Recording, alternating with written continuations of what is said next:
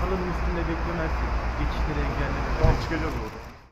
Serokê Partiya Devayê û her wiha Wezîrê Aboriyê yê Berê yê Tirkiyê Alî Babacan îro seredana Partiya Opozisyona Sereke ya Tirkiyê CHP kir û li vê derê bi serokê CHP Kemal Kılıçdaroğlu re hevdîtinek pêk anî. Li gorî daxuyaniya Babacan, rojeva serekeya hevdîtinê bi hêzkirina pergala parlamenteriyê bû. Li ser Pirsa Kurdistan 24, serokê CHP Kemal Kılıçdaroğlu, egera operasyoneke hevbeş di navbera Tirkiye û Herêma Kurdistanê de ku îro li civîna lijneya ewlehiya netewî ya Tirkiyeyê jî tê gengeşekirin, wiha nirxand.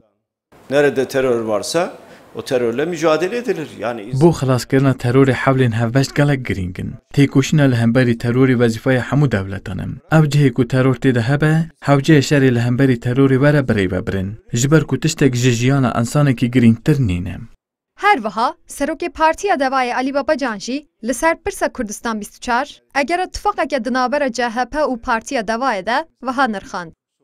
Ne zaman ki Türkiye'de Cumhurbaşkanlığı forsuyla bir Em divê qonaxê de egera tifaqekî bi tu awayî di rojeva xwe de nagirin. Di hevdîtinê me de tifaq tu caran nayê rojevê ji ber ku tiştên wiha hewce nîne beriya hilbijartinekî werin axaftin. Niha di rojeva me de hevkarî û danûstandin hene.